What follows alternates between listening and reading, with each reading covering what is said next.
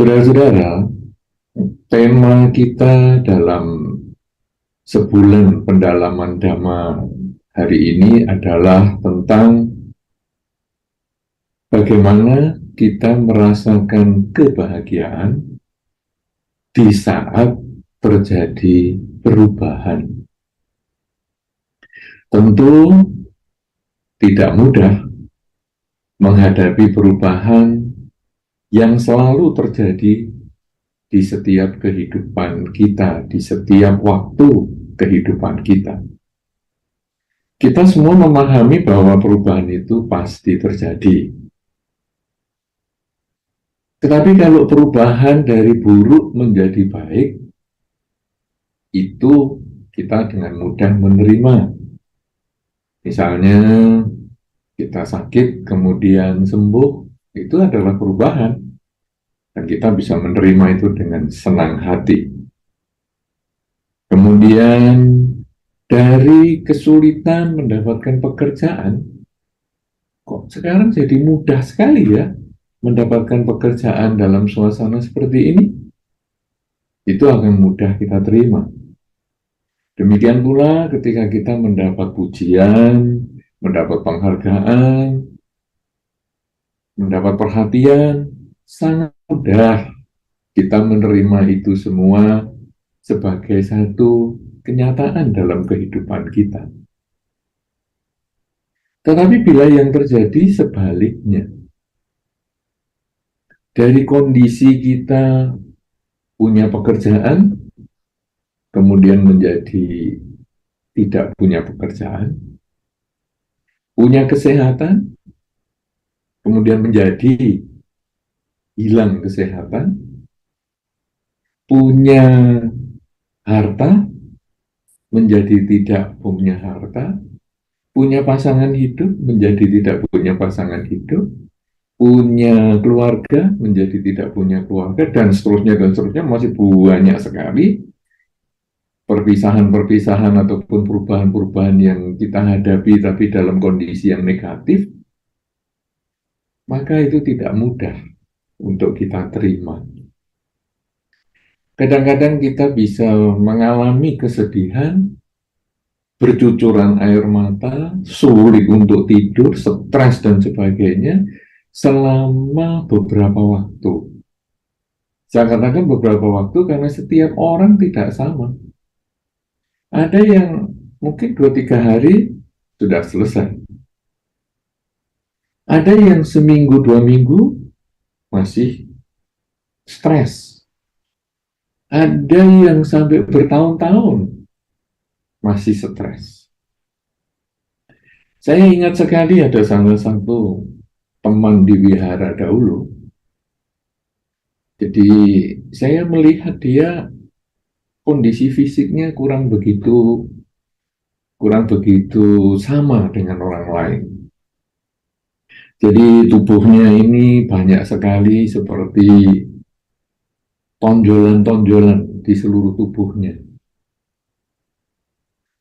Kemudian saya waktu ketemu dia ya, selain tonjolan di tubuhnya itu, juga punggungnya ini sudah melengkung. Sehingga dia menjadi tingginya tidak sama dengan rata-rata kita di Indonesia. Cukup kecil. Kemudian saat waktu kita ngobrol-ngobrol, kita itu ditunjukkan foto dia waktu masih remaja. Saya kaget. Saya lihat, ini kan wanita ya, jadi dulu teman saya di wihara. Jadi, kok hebat, penampilannya bagus, tingginya normal, semuanya oke lah. Kemudian saya secara tidak langsung bertanya kepada orang ini, kenapa kamu bisa ada perubahan? Dari yang dulu bentuknya demikian bagus, demikian ideal, kok menjadi seperti hari ini? Kemudian orang ini menceritakan pada zaman dia bersekolah dulu. Dia mengatakan bahwa saya dulu sekolah dan tinggal di asrama. Dan saya punya teman kamar. Jadi sesama wanita, teman kamar. Kita sekolah bareng, kemudian ya belajar bareng, bersama-sama, ya pulang juga bersama-sama, tidur juga di dalam satu kamar di asrama tersebut. Asrama putri itu berbeda dengan asrama putra yang ada di sisi tempat lain dari bagian sekolah tersebut, dipisahkan itu. Dan pada zaman itu agak sulit pria dan wanita itu bertemu, terutama di peraturan sekolah tersebut. Sehingga ketika teman saya itu ingin bercerita, ingin berbagi dengan, ya mungkin istilahnya itu ada orang yang dia sukai, pria yang dia sukai, dia tidak bisa mengungkapkan secara langsung, dia menitipkan surat lewat teman kamarnya itu untuk diberikan kepada pria yang dia sukai, teman kelas juga sebetulnya. Nah, kemudian dia sering melakukan itu, kemudian ada balasan dan lain sebagainya. Ya, kemudian pada masa-masa tertentu kadang-kadang dia juga kirim mungkin alat tulis sebagai kenang-kenangan, hadiah ulang tahun, kadang dia memberikan mungkin baju dan lain sebagainya. Pokoknya banyak sekali kenangan-kenangan seperti itu. Dan demikian pula prianya juga memberikan banyak kenangan. Proses untuk berbagi dengan surat ini cukup lama, sampai mereka akhirnya lulus sekolah. Tetapi setelah lulus sekolah, teman saya itu mendapatkan undangan pernikahan dari pria yang dia sukai itu, tetapi menikahnya adalah bukan dengan dirinya, tapi dengan teman kamarnya yang biasa disuruh dititipin surat maupun hadiah-hadiah tersebut. Jadi mereka itu malah karena sering dititipi, mereka menjadi dekat dan akhirnya malah menjadi pasangan hidup. Nah, teman saya ini tidak bisa menerima perubahan itu. Dia tidak bisa bahagia saat menghadapi perubahan. Dan dia stres luar biasa. Waktu saya bertemu dengan dia, itu sebetulnya sudah 9 tahun. Dia berpisah, kejadian itu sudah 9 tahun. Dia ditinggal menikah oleh orang yang dia sukai itu. Tapi dalam 9 tahun itu, tiap kali mengingat peristiwa itu, dia menangis.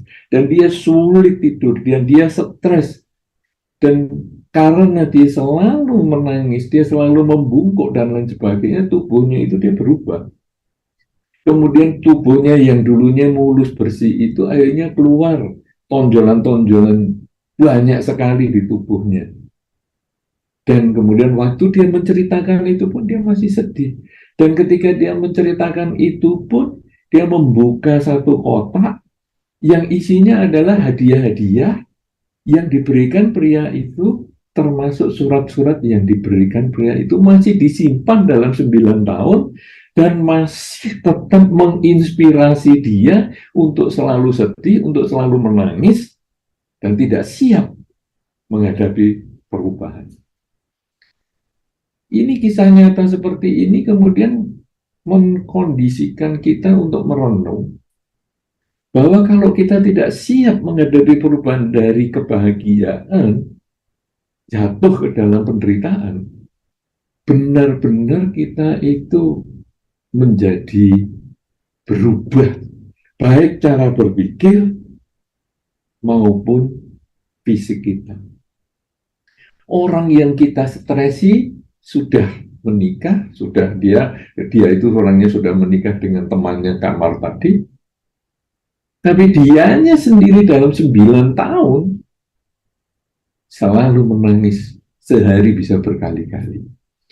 Nah, saudara-saudara, Ini kalau tadi di dalam Dhammapada disampaikan bahwa walaupun seseorang bisa menaklukkan ribuan orang dalam ribuan kali pertempuran, tapi sesungguhnya orang yang bisa menaklukkan diri sendiri, itulah penakluk sejati. Nah, bagaimana sekarang menaklukkan diri sendiri? Menaklukkan diri sendiri itu kalau di dalam Dhamma adalah orang yang mampu mengendalikan diri. Ada bayangan saja, penakluk ini apa kok? Orang yang ditaklukkan itu apa? Orang yang ditaklukkan berarti orang yang menurut oleh si penakluk. Satu contoh yang paling sederhana adalah kalau mungkin kita sih dalam masyarakat sehari-hari jarang ya menaklukkan kuda, tapi mungkin Anda pernah menonton film tentang kuda liar, bagaimana cara menaklukkannya. Jadi kuda itu tidak biasa ditunggangin, tapi kalau ada orang naik, kemudian dia berusaha melemparkan. Dia melompat-lompat setinggi mungkin sampai orang yang duduk di punggungnya ini kalau bisa lompat. Tetapi orang yang bisa menaklukkan itu, dia pegang kuat-kuat kuda ini. Dia gunakan kedua kakinya untuk menjepit perut kuda itu dengan sekuat tenaga. Sampai akhirnya kuda itu melompat-lompat, nggak bisa-bisa, tidak bisa melewatkan, tidak bisa melemparkan orang yang berada di punggungnya.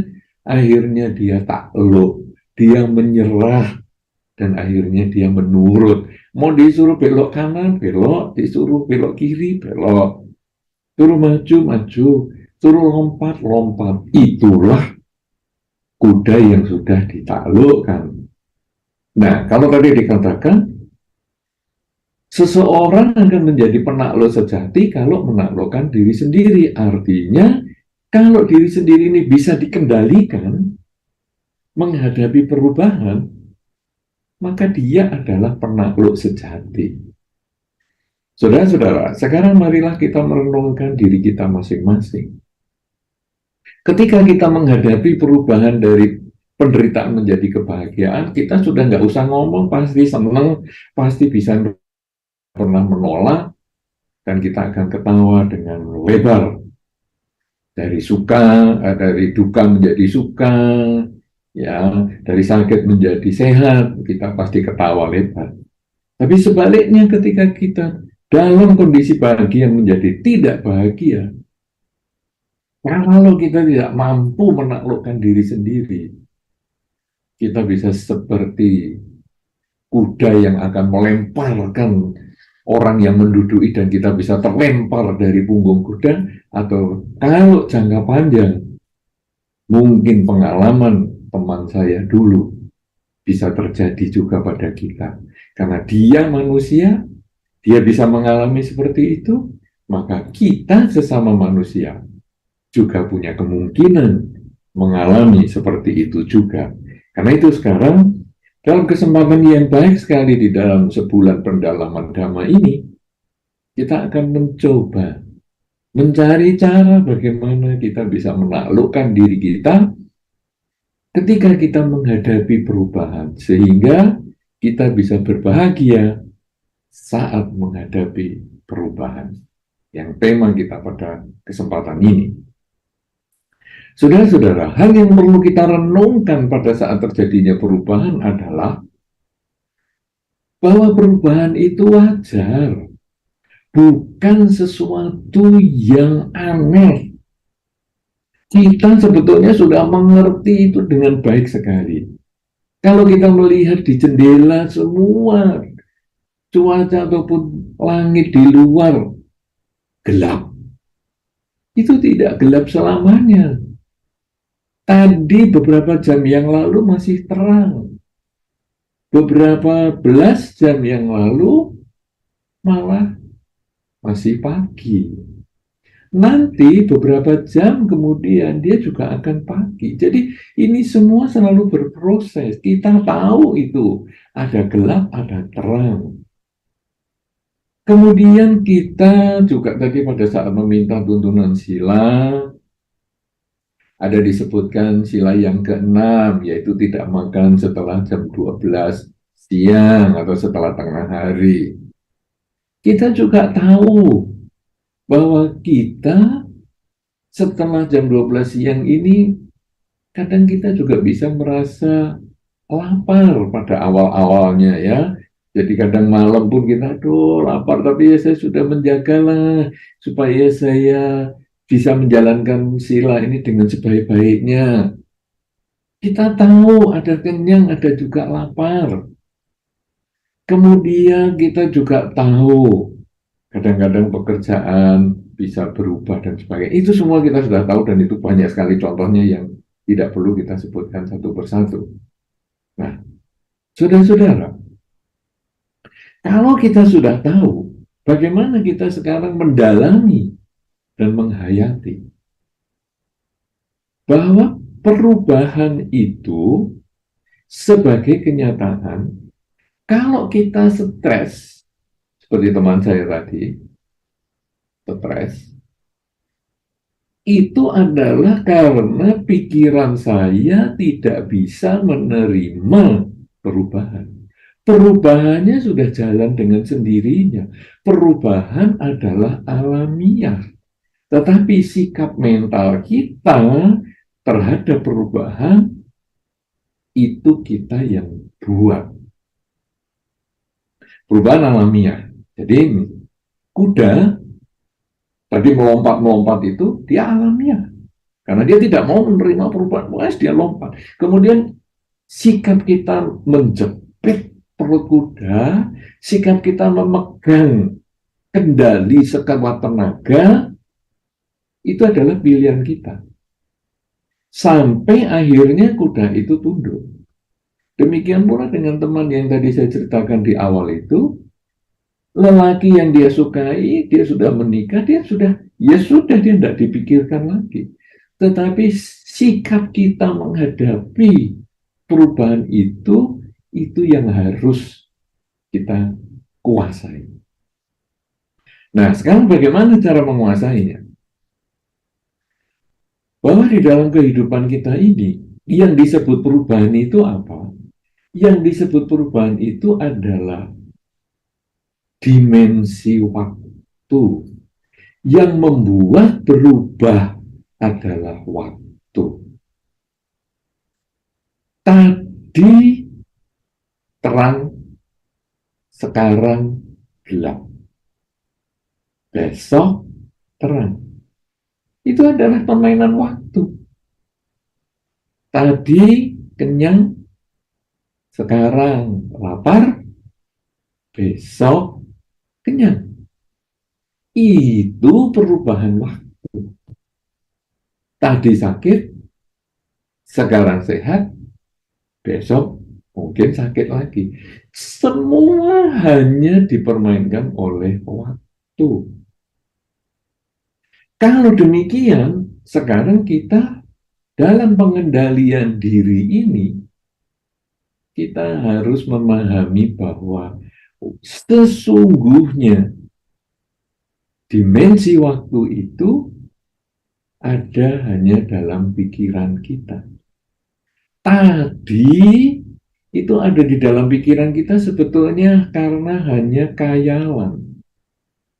1 jam yang lalu itu hanya ada khayalan, kenangan kita saja, ada hanya di dalam pikiran bahwa 1 jam yang lalu saya bertemu dia.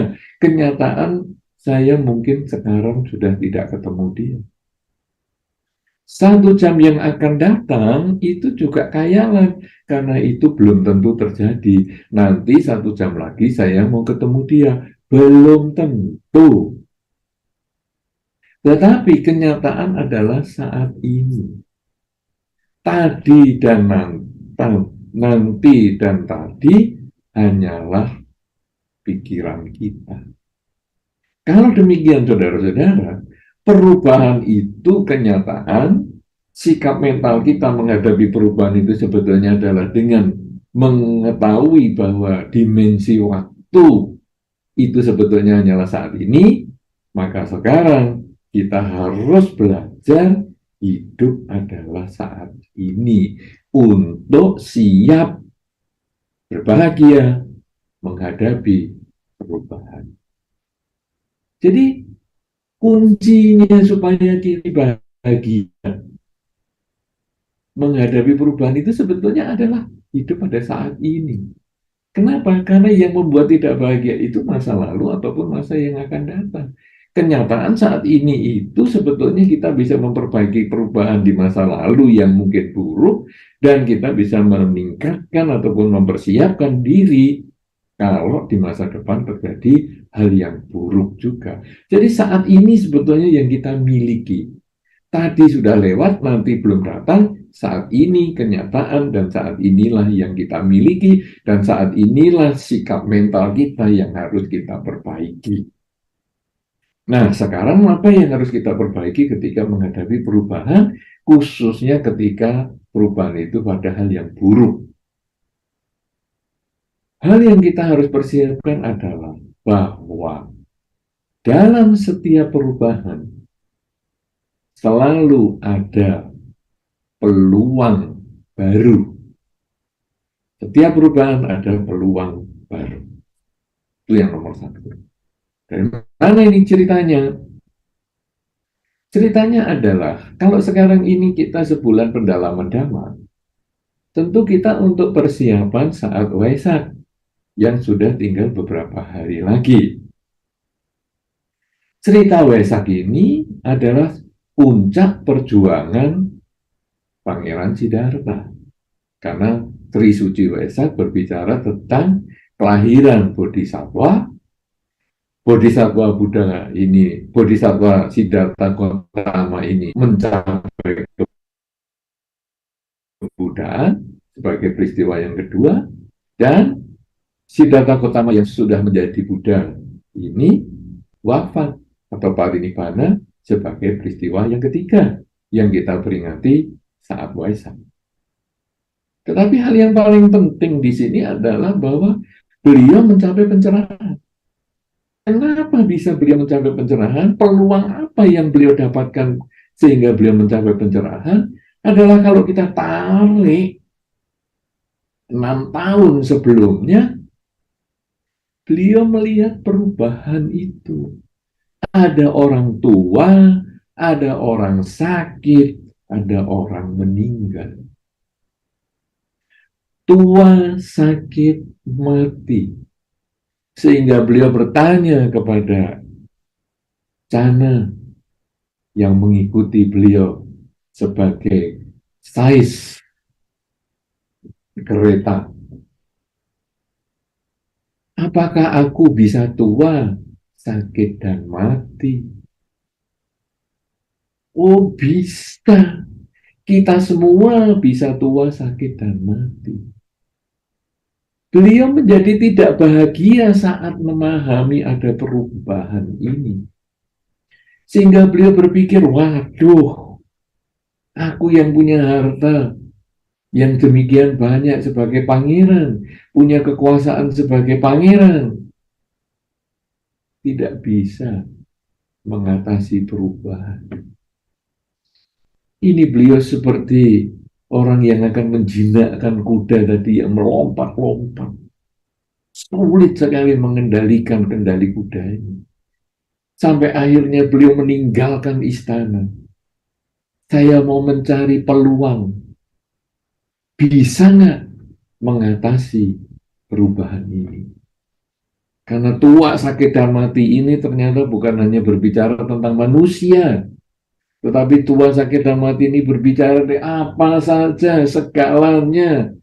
Ini akan mengalami tua, sakit, dan mati. Bahkan gedung pun akan mengalami tua, sakit, dan mati. Gedung mengalami tua adalah usianya bertambah, sehingga akan menjadi retak sana, retak sini.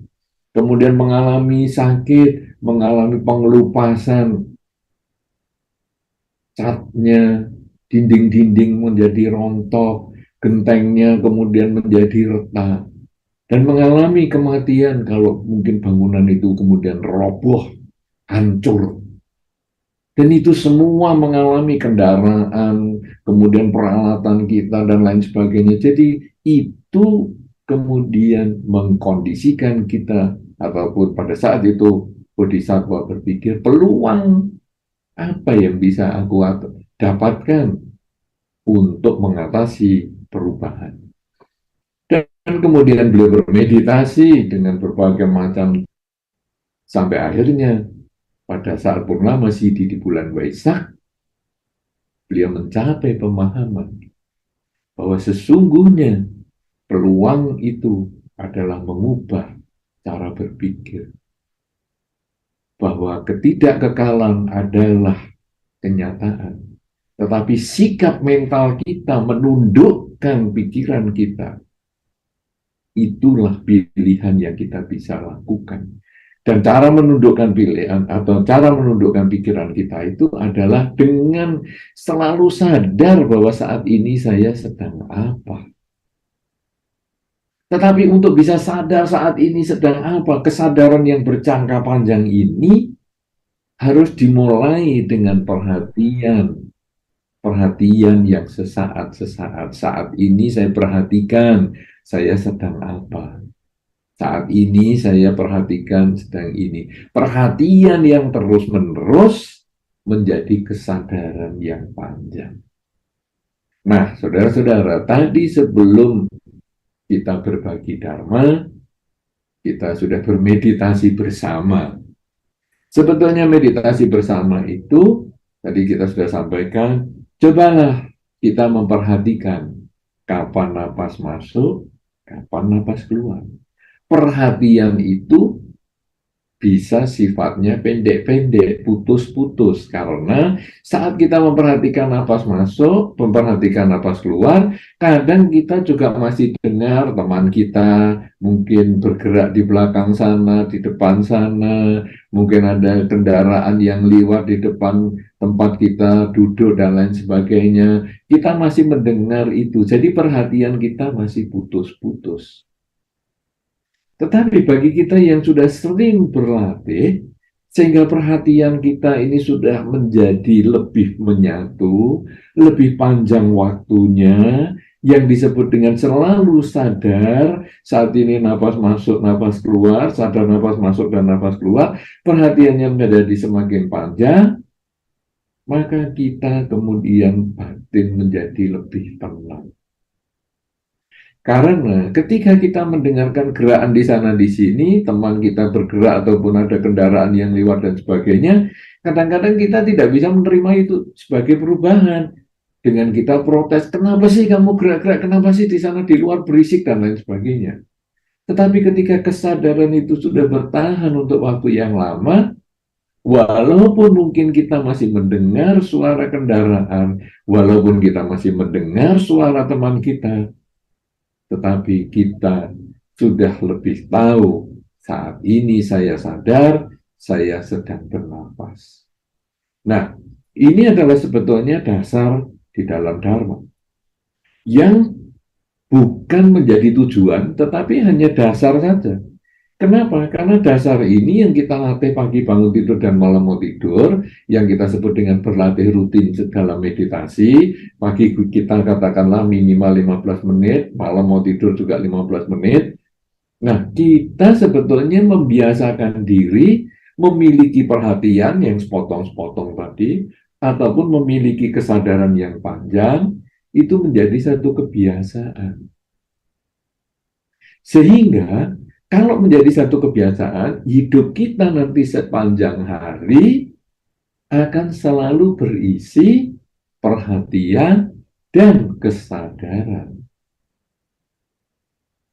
Maksudnya bagaimana ini? Pada saat saya setelah selesai meditasi pagi, yang tadi isinya adalah berusaha memperasakan masuk dan keluar ini sebagai bentuk perhatian, kalau sekali-sekali, kalau bisa sepanjang waktu kita bermeditasi itu menjadi kesadaran, selalu terpusat pada objek, maka sekarang begitu selesai saya mulai melangkah, berdiri dari tempat duduk saya dan saya mulai melangkah, saya sadar saya melangkah kaki kanan, saya sadar melangkah kaki kiri, saya sadar sedang menggosok gigi, saya sadar sedang mencuci muka, saya sadar sedang mandi, saya sadar sedang bersiap-siap bekerja, saya sadar berangkat kerja, saya sadar sedang bekerja, saya sadar sedang telepon, saya sadar sedang berbicara, saya sadar sedang istirahat siang, makan siang, saya sadar melanjutkan pekerjaan, saya sadar sedang pulang dan seterusnya sampai akhirnya saya sadar kembali untuk berlatih sebelum istirahat.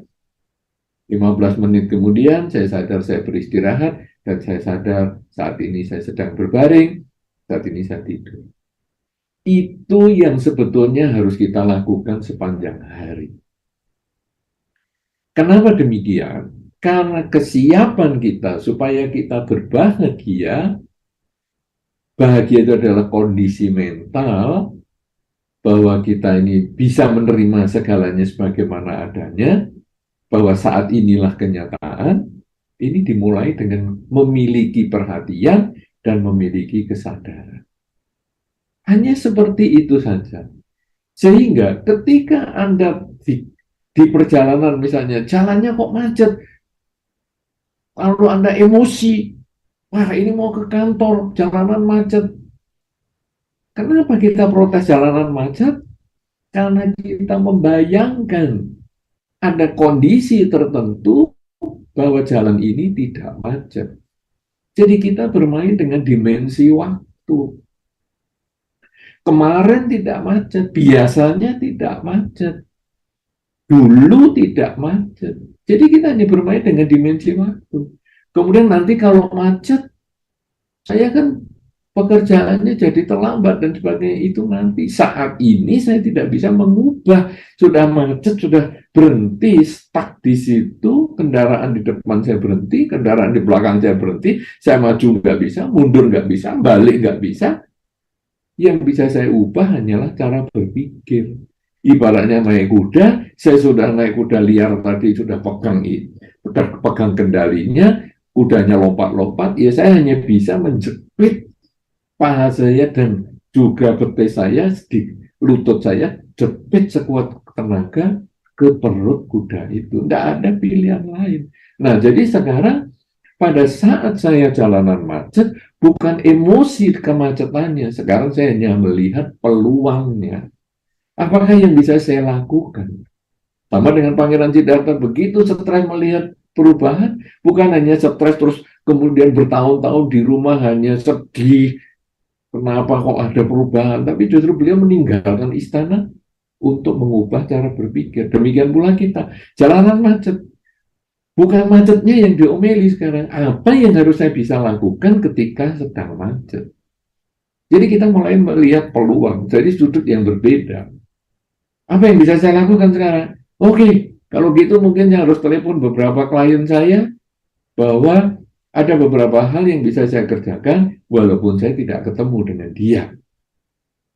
Nah, jadi apa yang bisa saya kerjakan ketika saya menghadapi kesulitan terhadap perubahan ini? Nah, kalau kita bisa seperti itu, maka perubahan apa saja kita bisa jalani dengan penuh kebahagiaan. Perubahan misalnya yang tadi saya sampaikan gelap. Jadi tadi kan terang waktu saya datang ke biara. Loh kok sekarang kenapa jadi gelap? Kita tidak usah menyesali kegelapan, tetapi sekarang apa yang bisa saya lakukan dengan kegelapan ini? Misalnya dengan gelap, maka saya punya kesempatan berlatih meditasi misalnya. Karena biasanya kalau meditasi kadang lampu dimatikan, sekarang sudah gelap. Ya saya sekarang berusaha melihat peluang bahwa dalam gelap ini saya bisa berlatih meditasi. Ya itu kalau di lampu kita di rumah kadang-kadang PLN lampunya mati misalnya. Kadang-kadang kan kita stres, ya mati gini-gini ngomel atas lampu yang padam. Loh untuk apa? Karena kita tidak bisa mengendalikan padamnya lampu itu. Yang kita bisa kendalikan adalah pikiran kita sendiri. Kita sebagai penakluk diri kita sendiri. Jadi, apa yang bisa saya kerjakan dengan lampu yang gelap ini? Apakah saya meditasi? Apakah saya kemudian dengan lampu yang gelap ini kemudian saya menyiapkan dengan HP, saya hidupkan baterainya, kemudian saya mencari lilin, ataupun mencari misalnya home light ataupun emergency light misalnya untuk dinyalakan dan sebagainya. Jadi apa yang harus saya kerjakan ketika saya menghadapi perubahan? Ini yang kita tanam di dalam pikiran kita. Kemudian kita sekarang tentu akan mengalami usia. Kita bertambah usia. Ini sebetulnya kita juga perubahan. Ya, Saya ingat sekali ketika saya ke Denpasar awal-awal itu, mungkin saya masih sangat muda sekali, karena saya mungkin masih, waktu itu masih sama Nera ya, di 30 tahun lebih yang lalu. Ada beberapa teman Anda ini di sekitar kita yang belum lahir hari itu. Masih muda sekali. Sekarang kan sudah usia 90. Kita juga ada beberapa teman kita ya sudah, yang dulu ketemu dengan saya waktu saya masih sama Nera, ya hari ini ya tentu sudah usianya sudah kurang lebih segitu. Kita tidak perlu menyesali usia tua itu. Kenapa? Karena memang ini sudah jalannya kehidupan. Tetapi apa yang bisa kita kerjakan ketika kita masih memiliki tenaga, masih memiliki kekuatan di usia hari ini? Itulah peluang. Tidak menyesali yang hilang, tetapi memanfaatkan yang ada. Ketika sekarang rumah kemudian mengalami ketuaan, retaklah, catnya mengelupaslah, jangan ngomel retaknya, jangan ngomel kelupas catnya, tapi apa yang aku bisa kerjakan dengan retaknya ini? Oh, mungkin aku tambal. Oh, ini mungkin aku cat ulang. Dalam banyak kesempatan, kadang kita berubah. Misalnya, sepeda motor mau dipakai kerja, bannya kempes, atau kendaraan mau dipakai kerja banyak kempes, langsung kita ngomel-ngomel, kita tendangi bannya, enggak ada gunanya. Tapi apa yang bisa saya kerjakan sekarang sebagai peluang bahwa bannya kalau kempes ini apa yang harus saya lakukan? Oh, mungkin saya menggunakan ojek online misalnya atau apa. Jadi kita langsung siap menghadapi perubahan dengan berpikir perubahan ini semuanya tidak bisa kita kendalikan. Yang kita bisa kendalikan adalah pikiran kita, mencari peluang baru, mencari hikmah atas perubahan yang terjadi. Yang ini sebetulnya sudah diajarkan oleh Pangeran Siddhartha, guru kita yang tiap tahun kita selalu memperingati dalam acara Waisak dengan sebulan pendalaman Dhamma. Sehingga kalau sekarang sudah sekian kali kita mendalami Dhamma, sekian kali kita diingatkan bahwa kita ini harus hidup pada saat ini dengan perhatian dan kesadaran. Sudahkah kita siap menghadapi perubahan? Dan sudahkah kita bahagia saat menghadapi perubahan? Kalau kita belum berbahagia saat menghadapi perubahan, berarti kita masih menuntut perubahan itu harus berubah. Padahal yang kita bisa kendalikan adalah pikiran kita sendiri. Ingat baik-baik, walaupun orang bisa menaklukkan ribuan musuh dalam ribuan kali pertarungan, pertempuran, sesungguhnya penakluk sejati adalah orang yang menaklukkan dirinya sendiri. Jadi, sudahkah kita bisa melihat setiap kali ada peluang dalam perubahan? Bagaimana sekarang? Sadar setiap saat dengan perhatian dan kesadaran. Kalau Anda selalu gunakan ini, kita selalu dibimbing untuk berlatih meditasi, sadar napas masuk, sadar napas keluar. Kalau bisa nanti selama 15 menit meditasi selalu menyadari kapan masuk dan kapan keluar dan seterusnya. Kalau itu menjadi kebiasaan, maka kebahagiaan itu akan muncul. Karena itu saudara-saudara, cobalah kita berlatih sedikit-sedikit secara rutin, pagi bangun tidur, malam mau tidur. Kita gunakan perhatian dan kesadaran untuk mengamati diri kita, dan nanti sepanjang hari untuk mengamati apa saja yang muncul di dalam perasaan kita, yang muncul di dalam batin kita, sehingga akhirnya apa saja yang muncul akan menjadi tenggelam. Tetapi kalau kesadaran kita masih kurang, kita masih sering tidak bahagia ketika menghadapi perubahan, maka tidak ada salahnya kita memiliki teman, kalyana mita, teman yang baik untuk saling berbagi, teman yang baik untuk saling menasehati dan lain sebagainya, mengingatkan pada pelaksanaan dharma, karena teman yang baik itu pun menjadi salah satu mengingatkan kita. Karena dharma ini sebetulnya adalah berbicara tentang kenyataan hidup. Sehingga ketika kita mengalami stres, tidak bahagia ketika menghadapi perubahan, kemudian kita menyampaikan kepada teman dekat kita yang bisa dipercaya, kemudian dia bisa memberikan masukan, dan kita lalu, oh iya ya, memang kuncinya hanya punya perhatian dan kesadaran. Kita diingatkan kembali seperti itu, dan akhirnya kita bersemangat untuk menghadapi perubahan. Inilah yang perlu saya sampaikan dalam kesempatan kita berbagi Dharma dengan tema bahagia saat menghadapi perubahan. Mudah-mudahan dapat menginspirasi kita semua dan dapat menjadi pedoman untuk kita di dalam kehidupan sehari-hari selalu berbahagia dengan apapun perubahan yang kita temui, yang kita hadapi.